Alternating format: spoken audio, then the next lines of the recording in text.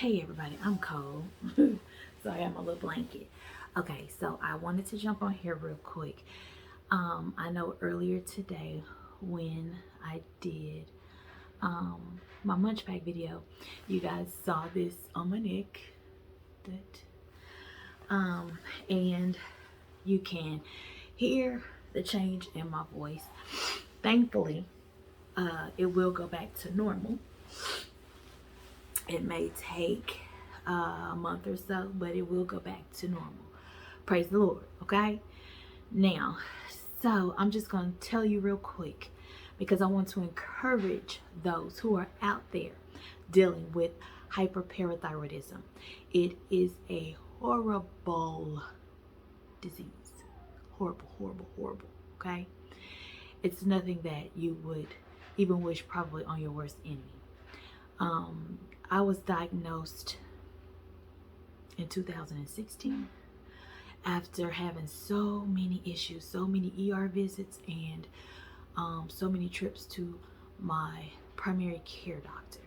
The symptoms are the worst. So just some of mine, because everybody's symptoms, they vary. Mine were extreme fatigue, weakness. I mean, most days when I got up, I just had to push through. Plain and simple. I just had to push through because everything made me tired. Stomach pain.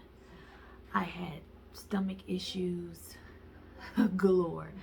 I even went to see a gastroenterologist. That may not be how you say it. Excuse me for cracking. But I had to go see, the doctor for your stomach, right? Another doctor that I had to go see.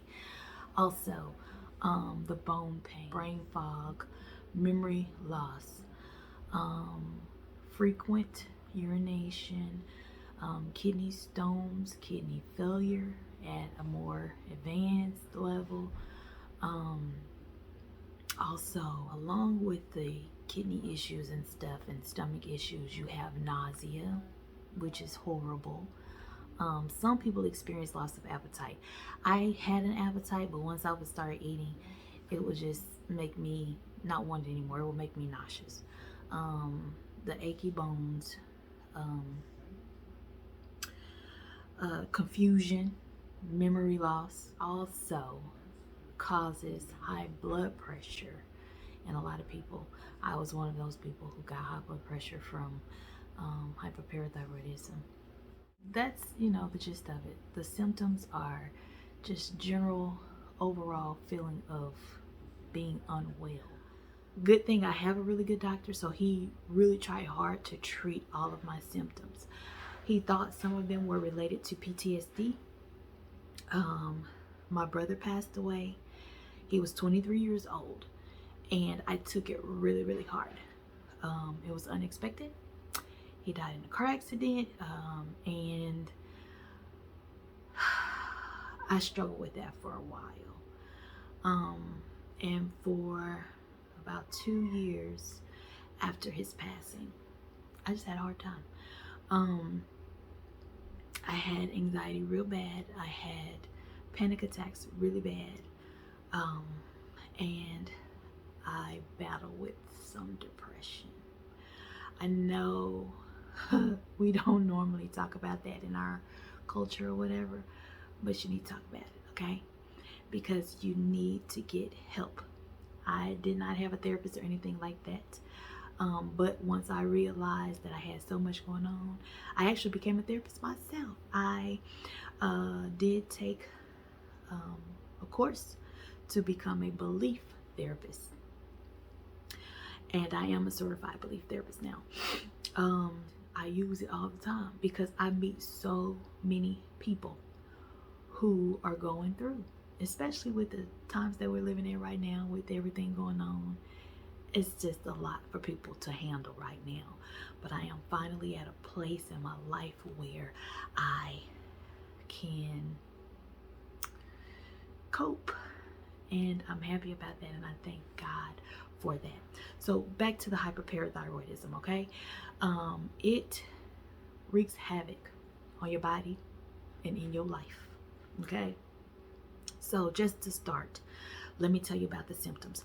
If you are experiencing any of these things, have your parathyroid checked, okay? It feels like your body is literally turning on you and that you're gonna die. I am 42 years old. I started experiencing this, I would say around 37, 36, 37. And I felt like I was 80, you know? I felt old. I felt like my body was breaking down. I felt so old. And it was sad. It was depressing. I cried a lot, cried a whole lot. But nobody knew. A lot of people in my family didn't even know.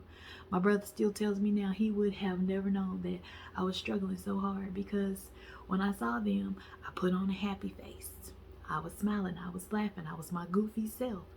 And then when everybody was gone, I was back to, oh Lord, back to dealing with me and feeling all of these feels that are going on in my body. My doctor sent me to a cardiologist, and he said that there was nothing wrong with my heart. I mean, they ran so many tests. He said there was nothing wrong with my heart. So why was I having the palpitations? I know now that it was the hyperparathyroidism. It was just, it made you feel really, really bad. And then I started seeing an endocrinologist, who then put me on levothyroxine. And excuse me if my voice is cracking, because I'm still getting over the surgery.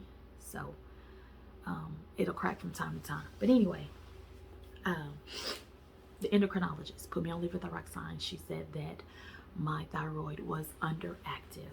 I took that for a couple of years, and then my thyroid levels stabilized, and I didn't have to take it anymore. But my parathyroid, which are the 4 glands, 2 above your thyroid, 2 below your thyroid, they could be connected to your thyroid, they could be ectopic, they could be, you know, anywhere from your throat to like your chest, just somewhere up in there, you know. They're not always where they're supposed to be.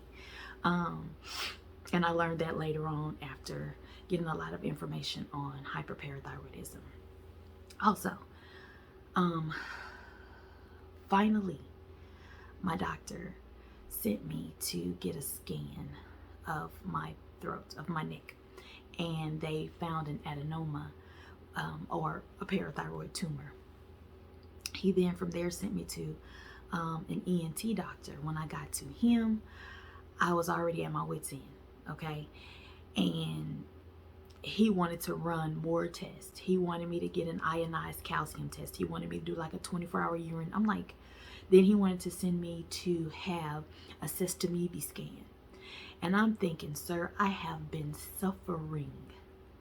And when I say suffering, with this disease, you suffer, because it makes you so unhappy. It makes you so uncomfortable. It makes you feel like you're just going to die. It feels like you're just not going to make it.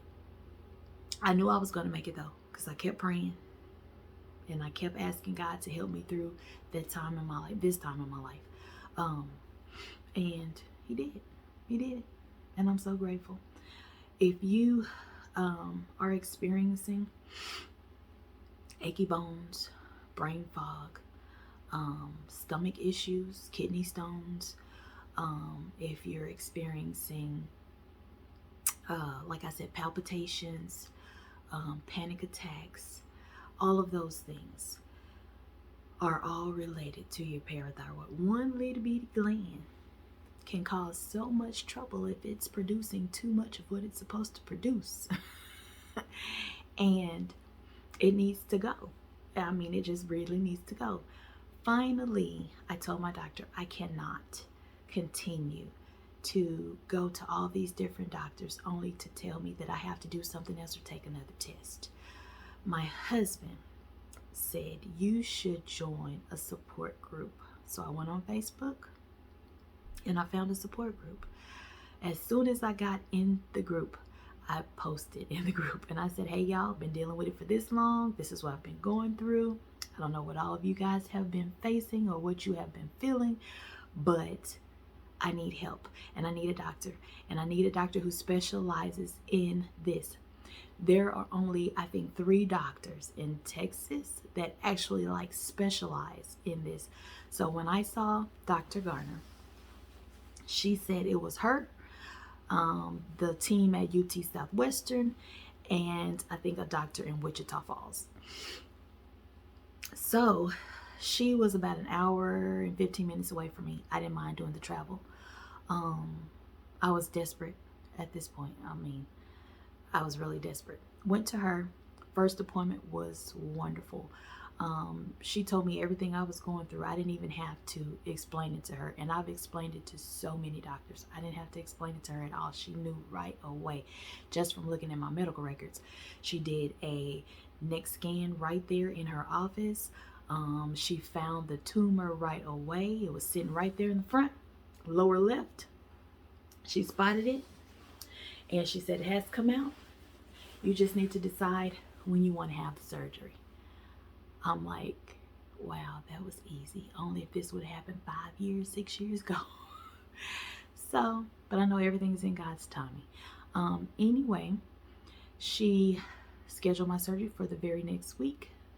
And I had surgery on August the 31st. And the tumor was removed. She came in and she told me that, you know, everything went really well. She sent it off to pathology. What she took out, she sent to pathology. And she said she had to do a little more work than she had anticipated because she thought it was about 1 centimeter and it wound up being 3 times that size. It was 3 centimeters and it had grown a tentacle. So she said it actually had attached itself and it had began to grow upward up my thyroid. And so it took her a little longer to get in there and get all of it.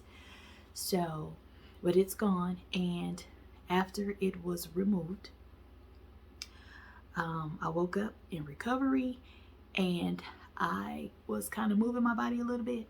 And I immediately noticed that I didn't have any pain.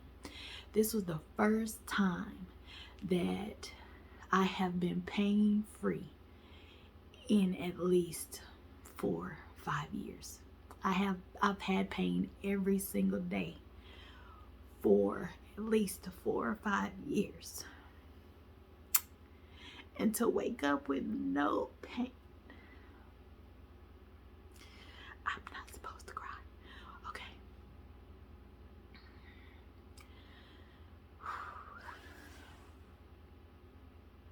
Sorry, y'all. Let me get myself together. So to wake up with no pain was mind-blowing for me. And then I noticed when the aide walked me out, I walked out. Yes, I did. I walked out. They ain't wheel me out in a wheelchair. Honey, I walked out the place, okay? I walked out of the hospital holding the arm of the sweetest aide. I don't even know his name, but he was the sweetest guy ever. But he was trying to help me in my truck, and I was like, I got it. And I hopped up in there, and my husband was like, he said the look on his face was like, man, she just jumped right up there. And I did. I didn't have any pain. I hopped right in, no pain at all.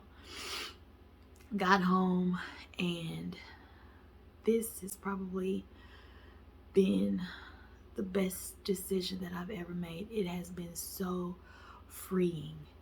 I mean, my anxiety is basically gone. I have not had a panic attack since my surgery.